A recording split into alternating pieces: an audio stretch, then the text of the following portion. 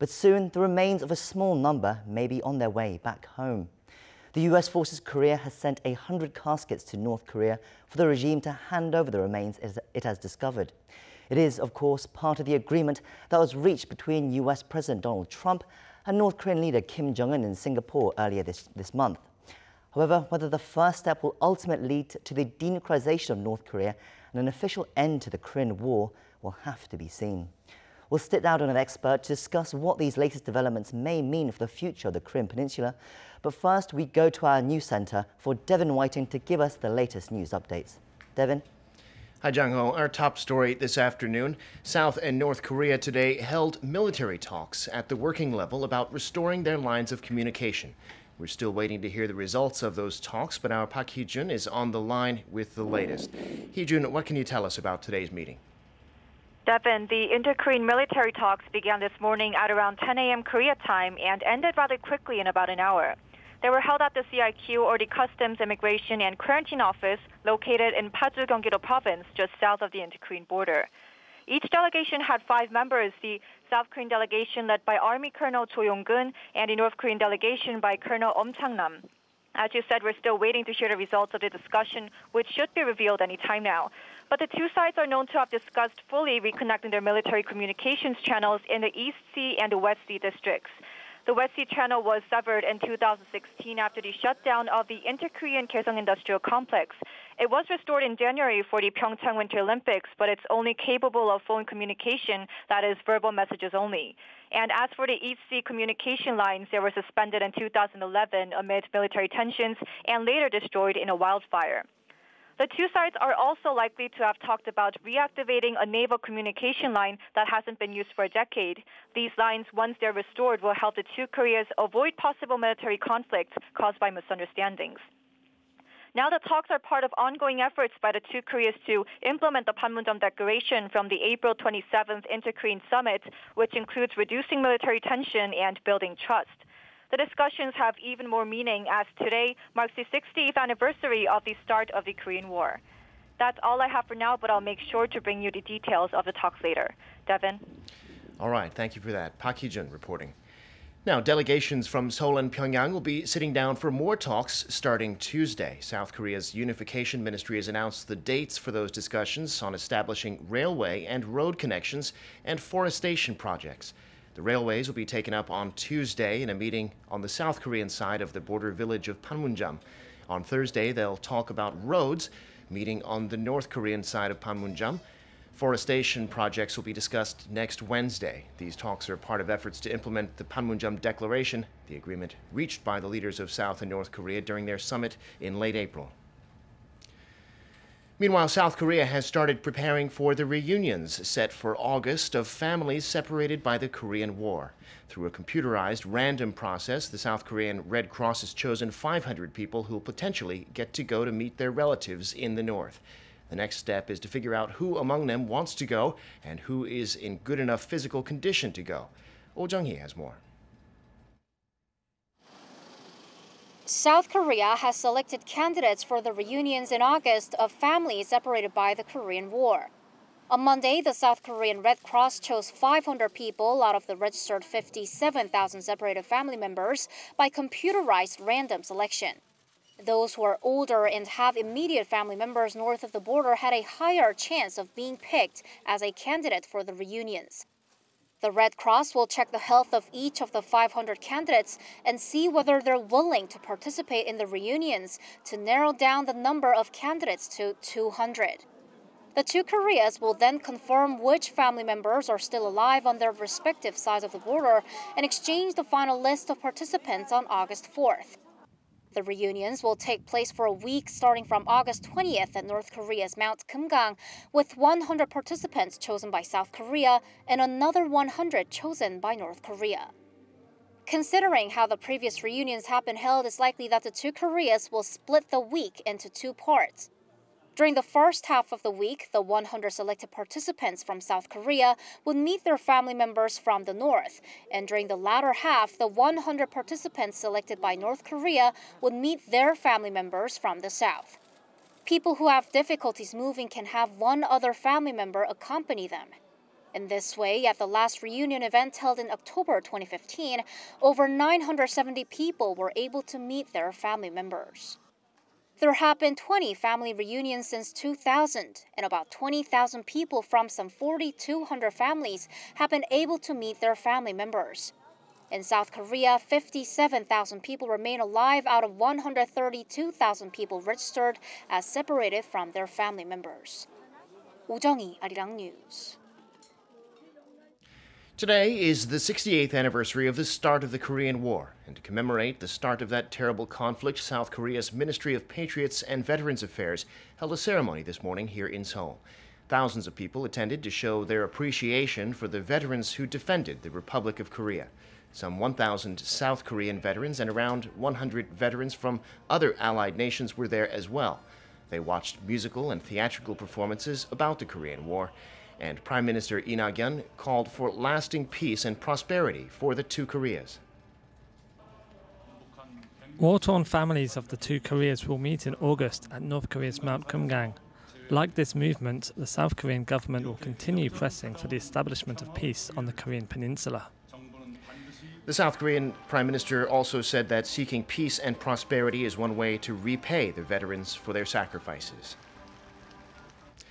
And those Korean War veterans from overseas arrived over the weekend. They're here on a program run by the South Korean government that gives them a chance to once again visit the country they fought to defend all those decades ago. Our Park Ji-won explains.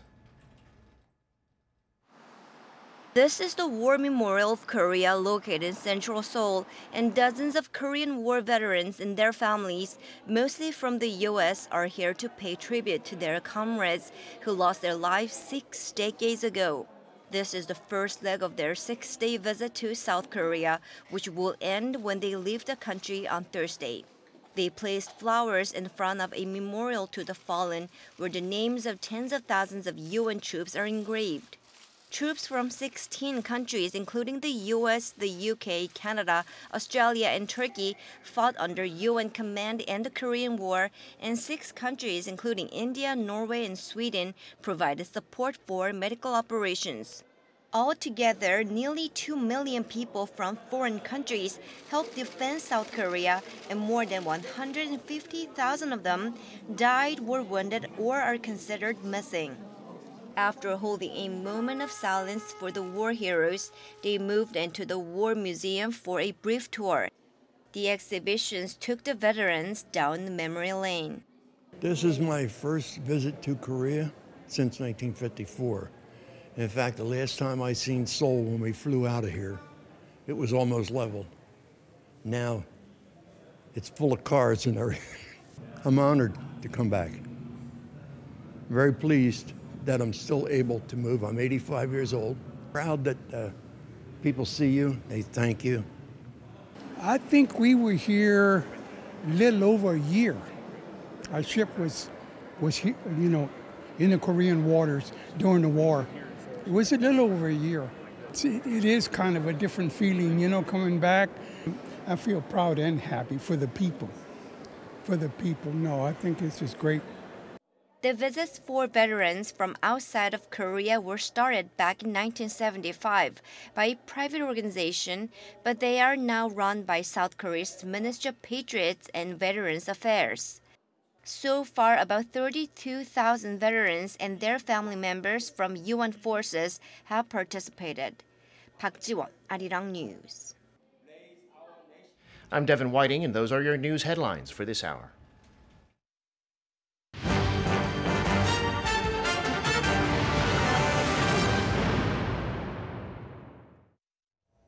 After the Singapore summit with North Korean leader Kim Jong-un on June 12th, President Trump had hinted that follow-up meetings would start very soon as the week after, in fact. But despite progress in other parts of their joint statement being made, it seems the details of those follow-up meetings still remain unclear. Lee Ji-won has more. Both North Korea and the United States are working to implement their joint statement signed on June 12th during their leaders' first-ever summit in Singapore. President Trump suspended an annual joint military exercise with South Korea, namely Ulji Freedom Guardians, slated for August. and North Korean leader Kim Jong-un is due to return the remains of American soldiers killed in the Korean War. While the dates have not been announced, U.S. Forces Korea confirmed over the weekend that some 100 temporary wooden caskets have been sent to the border village of Panmunjom, and an additional 158 metal coffins have been moved to Osan Air Base in Gyeonggi-do Province. And with President Trump praising Kim Jong-un as a smart, tough guy and touting the tremendous potential North Korea has to become a prosperous place during a recent speech in Nevada, the atmosphere between the two sides remains outwardly positive. But the question remains, when will the high-level meetings for follow-up measures to the joint statement take place? There has been mounting speculation U.S. Secretary of State Mike Pompeo may visit Pyongyang when the remains of the American soldiers are likely returned this week, just as he brought home 3 American detainees last month. And during his visit, Pompeo could hold talks with North Korean officials on the specific timeline for North Korea's denuclearization, a security guarantee, as well as the normalization of their ties. But according to the South Korean daily 중앙일보 last week, citing multiple foreign affairs sources, Pyongyang has yet to confirm the date for talks or the list of delegates.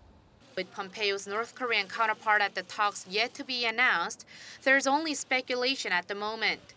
It's assumed it would either be the North's Foreign Minister Lee Yong-ho or Vice Chairman of the ruling Workers' Party Central Committee Kim Yong-chol, who worked closely with Pompeo to finalize the North Korea-U.S. summit and himself visited the White House a few weeks ago. 이지원, Arirang News. Now, to discuss these latest developments with North Korea, we have with us Professor Kim Hyun-wook from the Korea National Diplomatic Academy. Professor Kim, it's good to have you with us today. Thank you very much. It looks like the repatriation of the remains of American soldiers killed in the Korean War will take place this week. Can you briefly explain for our viewers what the history behind the returning of the remains of the US soldiers and how significant a step this could be for North Korea and US relations right now? Yes, the repatriation of the remains of American soldiers have begun between two countries even during the Cold War period. I think one of the purposes of North Korea at the time was to receive some expenses from the United States in return for the repatriation of American soldiers' remains. But I think it was 1993 that two countries finally, reached an agreement about the repatriation issues. After which I think things have, moved very quickly and very, frequently. Of course, North Korea, requested some expenses and compensation from the United States about these issues. But I think it was 2012 that, North Korea shot a rocket and that made this issue stopped. And ever since that, there has been no repatriation issues between two countries. So I think this is for about in 6 years, another repatriation is going on now. I think this is very important in that there have been 4 agendas in the joint statement of the summit meeting, and one of the agenda was about the repatriation of American soldiers' remains. And finally, this is now moving quickly and implemented, and I think this would be a very important trigger and momentum for further implementations of exchanges between two countries about, denuclearization and security guarantee for North Korea. As you said, the remains, returning of the remains was one of the key pledges that was made in the agreement between Donald Trump and Kim Jong-un in Singapore earlier this month. South Korea and the US have been taking their own steps to improve relations with North Korea by suspending military drills for the time being and other actions they've been doing as well. What do you make for this like for like, action by action way of working with North Korea? Do you think it will ultimately lead towards a positive result, perhaps towards the denuclearization? Is this the first step? Can we see it that way? Well, I think this is a very important step. This is very big incentive from the United States to bring North Korea into a working level talk for denuclearization. Of course, I think there have been some slight change from the U.S. attitude towards North Korea. Before, the United States and even President Moon mentioned that there would be no exchange of stop of joint military exercise, which is legal measures, in return for the stop of nuclear and missile test of North Korea, which is illegal things. So, that was very clear, attitude and policies of the U.S. and South Korea. But I think, these kind of things, North Korea have to denuclearize first, then there will be all the measures given to North Korea afterwards. That was the U.S. positions. But the North Korean position was to do things for tit for tat, like for like, action for action. And these two different approaches were not mingled even right before the summit meeting. But now what the U.S. Trump government is doing is like accepting, pretty much of what North Korea has been arguing, which is action for action. Okay, now the North Korea has stopped nuclear test and about to stop, missile test. Okay, that's good. We are going to stop the joint military exercises time. And now it's your turn, maybe North Korea in return now doing some repatriation of remains issues. I think this kind of thing is something that, kind of leans towards more on the North Korean approaches rather than the U.S. approaches that it originally have argued before. I mean, North Korea will eventually have to make some sort of action towards denuclearization as well, wouldn't they? I mean, North Korean state media have said themselves that if the US takes some more confidence-building measures, then Pyongyang will respond in kind. What kind of things can North Korea do? What do they want to do? And how likely do you think it will be? Yeah, I think that's some slight but important point that you have, just mentioned. Now the U.S. thinks that, okay, we did something important. Now it's your turn, North Korea. You have to do something. You have to do something about the implementation of denuclearization. You have to right away, accept our, offers and proposals for the working level talk and discussions about the denuclearization issues.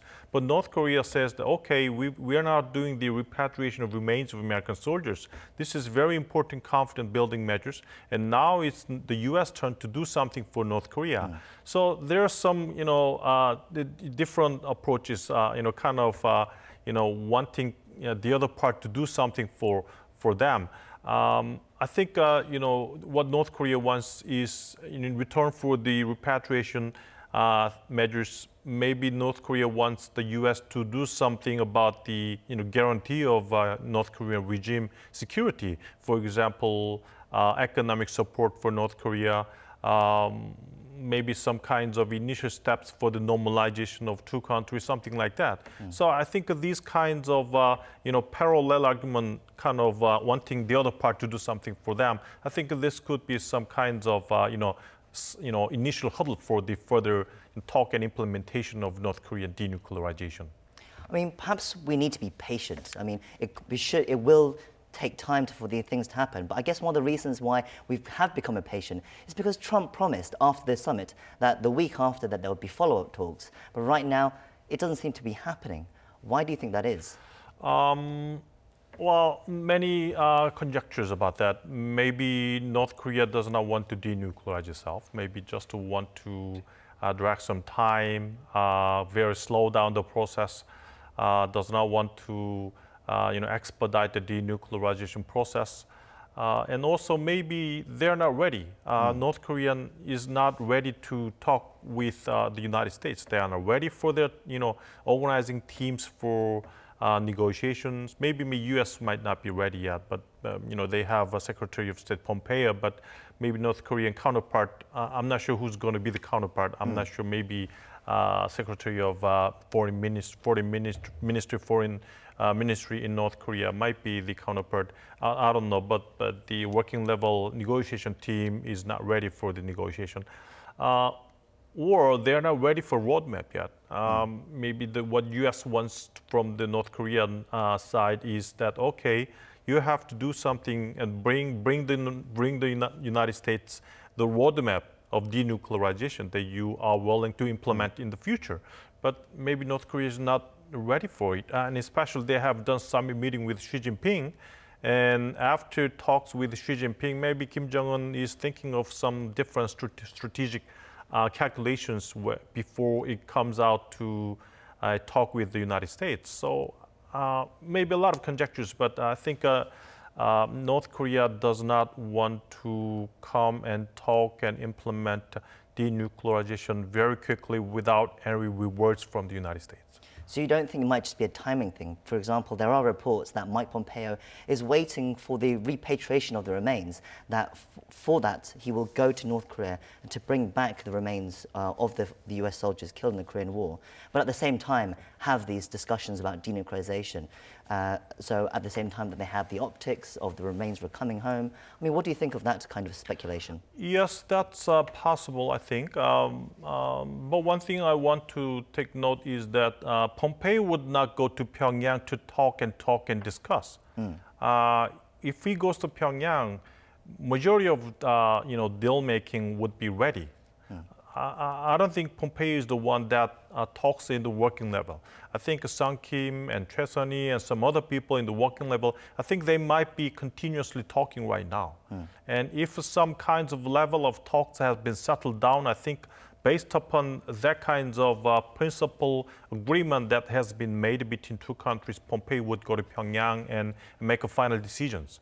So maybe it would be good argument that okay, about the repatriation of remains of American soldiers, Pompeo would do that simultaneously and go to Pyongyang together and talk about the implementations of denuclearization. But important thing is Pompeo ready to go to Pyongyang? Is detailed working level discussion already done before he's going to Pyongyang? I think that's the key issue we have to think about. President Trump seems to be going rather back and forth in his approach to North Korea. I mean, one day he's talking about the enormous economic potential that North Korea can have if it denuclearizes. But then last Friday, he extended sanctions on North Korea for another year. What should we make of his actions? Yes, he postponed he extended the sanctions measures one more year. I think he is thinking about what is the opinion in the United States. Of course, public opinion in the United States is getting better and better. Slightly more than 50% is approving Donald Trump's policies towards North Korea, denuclearizing North Korea, talks with North Korean leader Kim Jong-un. But a lot of majority of elites in Washington, D.C. is negative about what Trump is doing. Very skeptical about denuclearization, skeptical about Donald Trump's diplomacy towards North Korea. So I think he has to show to the audience in the United States that, okay, he's going to the talk, but at the same time, he's not doing anything negative to the sanctions that have imposed on North Korea. So I think these kinds of dual approach to North Korea is something that kind of his styles, negotiation styles to deal with Kim Jong-un.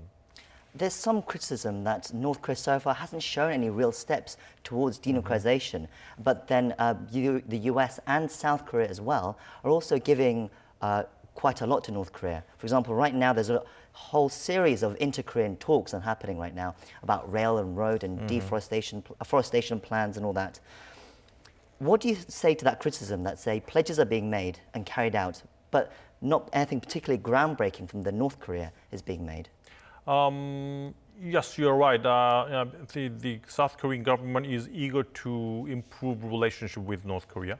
But because of sanctions by UN Security Resolution, the exchanges between North and South Korea is very much limited to the non-economic and non-monetary issues.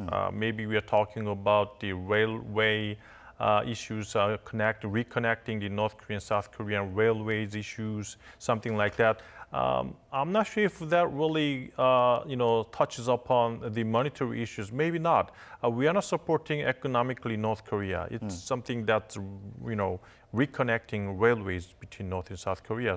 But one thing important is that we have to balance the speed of two processes, denuclearization processes and North-South Korea detente processes.